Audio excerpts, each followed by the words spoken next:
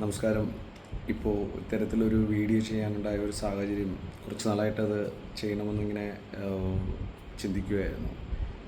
അപ്പോൾ അതിലുണ്ടായ ഒരു കാര്യമെന്ന് പറയുന്നത്, ഈ ജനുവരി മാസം, ജനുവരിക്ക് മുന്നേ ഉണ്ട്, അല്ലെങ്കിൽ ഈ ഒരു ന്യൂ ഇയറിന് മുന്നേ തന്നെ ഉണ്ട്. എന്നിരുന്നപ്പോൾ ഈ ഒരു പുതുവർഷം വന്നതിന് ശേഷം നമ്മൾ കേരളത്തിൽ കേട്ടുകൊണ്ടിരിക്കുന്ന സംഭവ വികാസങ്ങൾ, പ്രത്യേകിച്ചും ഈ ഒരു ജനറേഷൻ യുവതലമുറ ചെയ്തുകൊണ്ടിരിക്കുന്ന കൊടും ക്രൂരകൃത്യങ്ങൾ, നമ്മുടെ മനുഷ്യ മനസ്സാക്ഷിയെ തന്നെ പിടിച്ചുലയ്ക്കുന്ന തരത്തിലേക്കുള്ള വളരെയധികം ബീഭത്സവും അതുപോലെ തന്നെ പൈശാചികവുമായിട്ടുള്ള ഒരു സംഭവങ്ങളാണ് ഇന്ന് നാട്ടിൽ അരങ്ങേറിക്കൊണ്ടിരിക്കുന്നത്. അതും ചെയ്യുന്നത് തന്നെ വളരെയധികം നമുക്കൊന്നും ചിന്തിക്കാൻ കഴിയുന്നതിനപ്പുറം സ്വന്തം അമ്മയോടും സ്വന്തം സഹോദരനോടും സഹോദരിയോടും ഒക്കെ കാണിക്കുന്ന കൊടും ക്രൂരതകൾ. ഇന്ന് നമ്മുടെ യുവതലമുറ എങ്ങോട്ടാണ് ഇത് പൊയ്ക്കൊണ്ടിരിക്കുന്നത്? അവർ ഇത്തരത്തിൽ പോയി കഴിഞ്ഞാൽ നമ്മുടെയൊക്കെ അവസ്ഥ, അല്ലെങ്കിൽ ഇനി വരുന്ന തലമുറയുടെ അവസ്ഥ എന്താകും എന്നുള്ളതിനെക്കുറിച്ചൊക്കെ നമ്മൾ വളരെയധികം വ്യാകുലപ്പെടേണ്ട ഒരു സമയമാണ്, സാഹചര്യമായി വന്നിരിക്കുകയാണ്. അപ്പോൾ നമ്മളെല്ലാവരും അതിനെക്കുറിച്ച് ചിന്തിക്കുകയും അതിനെതിരെ നമുക്ക് എന്തൊക്കെ ചെയ്യാൻ കഴിയുമോ അതിനൊക്കെ നിങ്ങളെല്ലാവരും അതിന് സ്വയം തയ്യാറാകണം എന്നുള്ള ഒരു അഭ്യർത്ഥനയും കൂടെ ആയിട്ടാണ് ഞാൻ ഈ ഒരു വീഡിയോ ചെയ്യുന്നത്. അതിൽ പ്രധാനമായിട്ടും ഇത്തരത്തിലുള്ള സംഭവങ്ങൾ അല്ലെങ്കിൽ കുറ്റകൃത്യങ്ങൾ വർദ്ധിക്കുന്ന ഒരു സാഹചര്യം ഉണ്ടാകുമ്പോൾ ആദ്യത്തെ ഒരു കറക്ഷൻ വന്നതെന്ന് പറയുന്നത് സിനിമാ മേഖലയുമായി ബന്ധപ്പെട്ടിട്ടാണ്. ആ സിനിമാ മേഖലയുമായി ബന്ധപ്പെടുമ്പോൾ തീർച്ചയായിട്ടും നമുക്ക് മനസ്സിലാക്കാൻ പറ്റും, മുൻകാലങ്ങളിൽ ഉള്ളതുപോലെ തന്നെ മുൻകാലങ്ങളിൽ നമ്മളും ആരാധകരായിരുന്നു, മോഹൻലാലിൻ്റെയും മമ്മൂട്ടിയുടെ ഒക്കെ ആരാധകരായിരുന്നു. അന്നേരമൊക്കെ നമ്മൾ അവരുടെ സ്ഥിരം ശൈലികളും നടത്തവും അല്ലെങ്കിൽ അവരുടെ ഡ്രസ്സിങ്ങും ഒക്കെ തന്നെയാണ് നമ്മൾ അനുകരിക്കാൻ ശ്രമിച്ചിട്ടുള്ളത്, അല്ലെങ്കിൽ അവരുടെ ഡയലോഗുകളൊക്കെ ആയിരിക്കും നമ്മൾ അനുകരിക്കുന്നത്. അതിലപ്പുറം നമ്മൾ ഒരിക്കലും ഒരു തരത്തിലുള്ള ഒരു വില്ലൻ റോളുകളോ അല്ലെങ്കിൽ വില്ലനായിട്ടുള്ള കഥാപാത്രങ്ങളെ ഒന്നും നമ്മൾ അനുകരിക്കാൻ ശ്രമിച്ചിട്ടില്ല പഴയ തലമുറകൾ. പക്ഷേ ഇപ്പോൾ അങ്ങനെയല്ല. ഇപ്പോഴത്തെ സിനിമകളെന്ന് പറയുന്നത്, ഞാൻ നമ്മൾ കുറച്ച് നാളുകളായിട്ടുള്ള സിനിമകളെല്ലാം എടുത്ത് നോക്കൂ, ഒരു 20 വയസ്സിനും 25 വയസ്സിനും ഇടയ്ക്കുള്ള കുട്ടികളെ വെച്ചിട്ടാണ് ആ ഫിലിംസ് എല്ലാം റെഡിയാക്കിയിട്ടുള്ളത് അല്ലെങ്കിൽ പ്രൊഡ്യൂസ് ചെയ്തിട്ടുള്ളത്. ആ ഫിലിംസിലെല്ലാം അവർ പ്രധാന കഥാപാത്രങ്ങളും അവരെല്ലാം തന്നെ ഗുണ്ടകളായിട്ട് വളരുന്ന, അല്ലെങ്കിൽ തീർച്ചയായിട്ടും തല്ലുന്ന രീതിയിലേക്ക്, തല്ലുമാല പോലെയുള്ള സിനിമകൾ, പണി അല്ലെങ്കിൽ മാർക്കോ പോലെയുള്ള ചിത്രങ്ങളൊക്കെ തന്നെ നമ്മൾ നോക്കുകയാണെങ്കിൽ എല്ലാത്തിലും ഒരേ തരത്തിലേക്ക് വരുന്ന ഒരു തീമാണ് നമുക്ക് കാണാൻ പറ്റുന്നത്. അതിലെല്ലാം തന്നെ ഈ പറയുന്ന ഒരു 18-നും 30-നും 25-നും ഒക്കെ ഇടയ്ക്കുള്ള ഒരു പ്രായത്തെ കാണിച്ചുകൊണ്ടുള്ള ഫിലിംസാണ് മേക്ക് ചെയ്തത്. അപ്പോൾ അത് തീർച്ചയായിട്ടും അത് നമുക്ക് മനസ്സിലാക്കാൻ പറ്റുന്നത്, ഈ ഒരു കാലഘട്ടത്തിൽ ലഹരിക്ക് അടിമകളായിട്ടുള്ള യുവാക്കളും കൂടെ ആവുകയാണെങ്കിൽ സിനിമ എന്ന് പറയുന്ന അതിൻ്റെ തീമെന്ന് പറയുന്നത്, അതിലെ കഥാപാത്രങ്ങൾ എന്ന് പറയുന്നത് തീർച്ചയായിട്ടും യുവതലമുറയെ അതിനെ സ്വാധീനിക്കുന്നുണ്ട് എന്നുള്ളത് തീർച്ചയായിട്ടും നമുക്ക് മനസ്സിലാക്കാൻ പറ്റും. രണ്ടാമത്തെ കാര്യം, സിനിമാ മേഖലയിൽ മാത്രമല്ല, സിനിമാ മേഖല ഉള്ളത് കൊണ്ടാണ് ഇവിടെ ക്രൂരകൃത്യങ്ങൾ നടക്കുന്നതെന്ന് ഒരിക്കലും നമുക്ക് പറയാൻ പറ്റില്ല. സിനിമാ മേഖല ഒരു ഭാഗമാണ് എന്നുള്ളതാണ്, അതിനെ നമുക്ക് ആക്ഷേപിക്കാൻ കഴിയില്ല.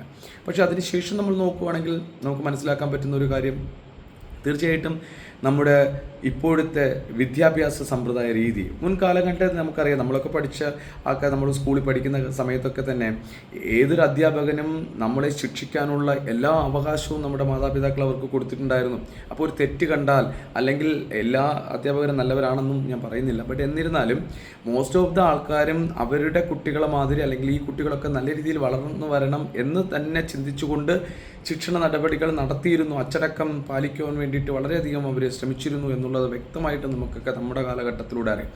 അപ്പോൾ തുടർന്ന് വന്ന ഒരു ജനറേഷനകത്ത് ഈ മാതാപിതാക്കൾ തന്നെ, അല്ലെങ്കിൽ പൊതുസമൂഹം തന്നെ ഇവിടെ എന്ത് ചെയ്യുന്നു, പെട്ടെന്ന് ഒരു കുട്ടിയെ അവരുടെ അനുസരണയില്ലായ്മ അല്ലെങ്കിൽ ഒരു ഹോംവർക്ക് ചെയ്തില്ല എന്ന് പറഞ്ഞ് ആ കുട്ടിയെ ഒരു വടിയെടുത്ത് തല്ലുകയോ വഴക്ക് പറയുകയോ ചെയ്തു കഴിഞ്ഞാൽ ഉടനെ അതിൽ ചൈൽഡ് വെൽഫെയർ, അല്ലെങ്കിൽ ഇവിടുത്തെ സാമൂഹികമായിട്ടുള്ള ആൾക്കാർ, അല്ലെങ്കിൽ രാഷ്ട്രീയ സംഘടനകൾ, ഇവരെല്ലാം ഇടപെട്ട് മാതാപിതാക്കൾ പറയുന്ന അധ്യാപകർക്കെതിരെ കേസ് കൊടുക്കുന്ന രീതിയിലേക്ക് മാറിയ ഒരു സാഹചര്യം ഉണ്ടായിരുന്നു. അപ്പോൾ നമ്മൾ അത് മനസ്സിലാക്കേണ്ടിരുന്നത്, അങ്ങനെ ഒരു സാഹചര്യം വരുമ്പോൾ സ്വാഭാവികമായിട്ട് ഞാനൊരു അധ്യാപകനാണെങ്കിൽ ഞാൻ ചിന്തിക്കുന്നത്, എൻ്റെ മക്കളൊന്നും അല്ലല്ലോ, ഓട്ടോമാറ്റിക്കലി അവർക്ക് എന്തെങ്കിലും സംഭവിക്കട്ടെ, വേണമെങ്കിൽ പഠിക്കട്ടെ, അല്ലെങ്കിൽ എങ്ങനെ വേണോ നടക്കട്ടെ. എന്ന രീതിയിൽ അവർ ചിന്തിച്ചാൽ അത് നമുക്ക് കുറ്റം പറയാൻ പറ്റും. മുൻകാലങ്ങളിൽ അങ്ങനെ ചിന്തിക്കില്ല. ഇവർ നല്ല രീതിയിൽ വരണം, പഠിക്കണം എന്നായിരുന്നു അധ്യാപകർ ചിന്തിച്ച്. ഇന്ന് അവർക്ക് പേടിയുണ്ട്. അവരുടെ ജീവിതത്തെ അല്ലെങ്കിൽ അവരുടെ ജീവന ഭയമുണ്ട്. അല്ലെങ്കിൽ തന്നെ അവർക്ക് ജയിലിൽ പോകാൻ മടിയുണ്ട്. ആരോപണ വിധേയരാകാൻ തീർച്ചയായിട്ടും പോക്സോ പോലെയുള്ള ആരോപണങ്ങൾ അല്ലെങ്കിൽ അത്തരത്തിലുള്ള നിയമങ്ങൾ ഇവിടെ ഉള്ളപ്പോൾ ഓട്ടോമാറ്റിക്കലി അവർക്കൊരു ഭയമുണ്ടാകുക സ്വാഭാവികമാണ്.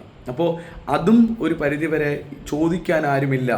അല്ലെങ്കിൽ എന്നെ എന്തെങ്കിലും ചെയ്തു കഴിഞ്ഞാൽ മാതാപിതാക്കൾ ഉൾപ്പെടെ സമൂഹം ഉൾപ്പെടെ അവർ തെറ്റാണ് ചെയ്തതെങ്കിൽ പോലും അത് ക്രൂശിക്കപ്പെടുന്നത് ഈ പറയുന്ന അധ്യാപകർക്ക് നേരെയാണെന്നോ, അതുകൊണ്ട് എന്തും ചെയ്യാം, ആ പറയുന്ന വ്യക്തികളെ ബഹുമാനിക്കാത്ത തരത്തിലേക്ക് ഏത് തരത്തിൽ വേണോ മാറാം എന്നുള്ള ഒരു ചിന്തയും കൂടെ ഈ പറയുന്ന യുവതലമുറയിൽ അല്ലെങ്കിൽ ഇപ്പോഴത്തെ കുട്ടികളിലുണ്ട് എന്നുള്ളത് വളരെ വ്യക്തമാണ്. പിന്നെ സാമൂഹിക അന്തരീക്ഷം.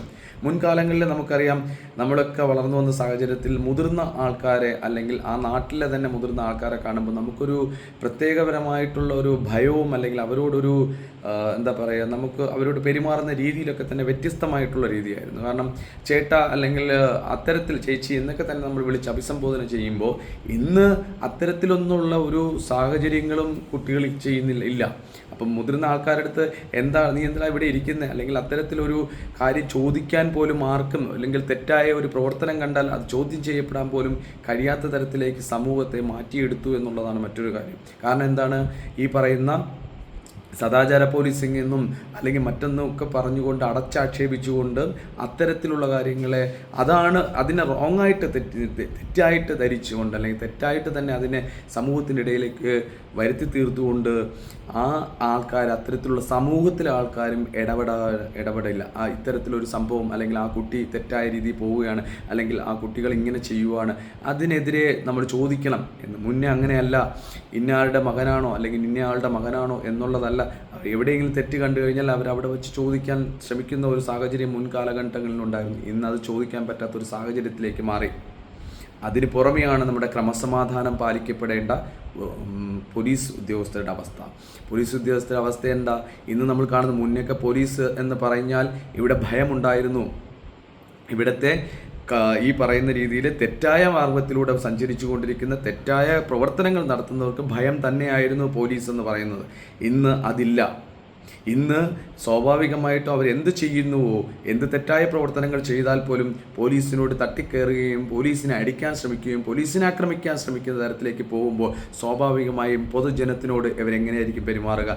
കാക്കിയിട്ട പോലീസ് അല്ലെങ്കിൽ നിയമം പാലിക്കേണ്ട പോലീസിനെ ആക്രമിക്കുന്ന രീതിയിലേക്ക് ഈ പറയുന്ന ചെറുപ്പക്കാരും ഈ യുവതലമുറയും പോവുകയാണെങ്കിൽ പൊതുസമൂഹത്തോട് അവരെങ്ങനെ? അപ്പോൾ അവർക്കും കർശനമായ നിയമ നടപടികൾ സ്വീകരിക്കുവാനോ കർശനമായ രീതിയിലേക്ക് ശിക്ഷ നടപ്പാക്കുവാനോ അവർക്ക് കേസെടുക്കുവാനോ പറ്റാത്ത സാഹചര്യത്തിലേക്ക് മാറുമ്പം അവരും എന്താ സംഭവിക്കുന്നത്?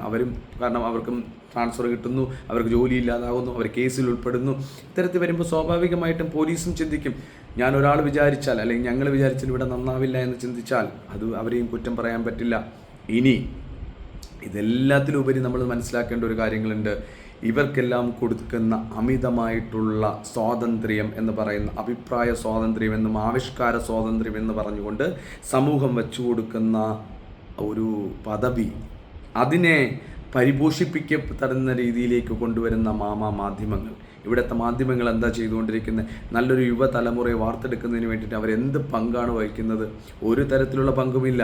കാരണം പ്രതിയെ, ഏതെങ്കിലും തരത്തിൽ കുറ്റം ചെയ്തിട്ടുള്ള പ്രതിയെ വെച്ച് ഇൻ്റർവ്യൂ നടത്തുകയും ആ പ്രതിയല്ല എന്ന രീതിയിൽ കുറ്റവിചാരണ നടത്തുകയും ഏതെങ്കിലും ഒരു പ്രവർത്തനം, ഏതെങ്കിലും ഒരു കുറ്റകൃത്യം അല്ലെങ്കിൽ ഏതെങ്കിലും തരത്തിലൊരു സംഭവം ഉണ്ടായിക്കഴിഞ്ഞാൽ മാധ്യമങ്ങൾ തന്നെ വിചാരണ നടത്തുന്ന രീതിയിലേക്ക്, മാധ്യമങ്ങൾ തന്നെ ശിക്ഷ വിധിക്കുന്ന രീതിയിലേക്ക്, ഇന്നയാളാണ് കുറ്റക്കാരൻ അല്ലെങ്കിൽ ഇന്നയാളാണ് വാദി അല്ലെങ്കിൽ പ്രതി എന്ന രീതിയിലേക്ക് കൊണ്ടെത്തിക്കുന്ന രീതിയിലൊക്കെയുള്ള ചർച്ചകളാണ് ഈ സമൂഹത്തിലെ ഇത്രയേറെ വഴിതെറ്റിച്ചിരിക്കുന്നത് എന്നുള്ളതിനകത്ത് നമുക്ക് മനസ്സിലാക്കാൻ കഴിയും.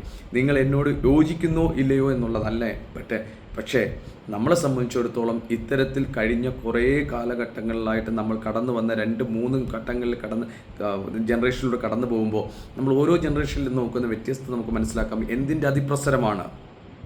ടെക്നോളജിയുടെയാണോ അല്ലെങ്കിൽ അത്തരത്തിലുള്ള ഇതുകൊണ്ടാണോ ഈ പറയുന്ന സമൂഹം, ഈ പറയുന്ന പൊതുസമൂഹം, ഈ പറയുന്ന യുവതലമുറ വഴിതെറ്റിപ്പോകുന്നത്? ലഹരി എന്ന് പറയുന്നത് തീർച്ചയായിട്ടും അത് ഒരാൾക്കോ അല്ലെങ്കിൽ പോലീസിനോ അല്ലെങ്കിൽ മറ്റാൾക്കോ മാത്രം തുടച്ചു നിൽക്കാൻ കഴിയുന്നതല്ല. ഇവിടുത്തെ പൊതുസമൂഹം നിരത്തിലിറങ്ങണം. പൊതുസമൂഹം തീർച്ചയായിട്ടും പ്രതികരിച്ചു തുടങ്ങണം.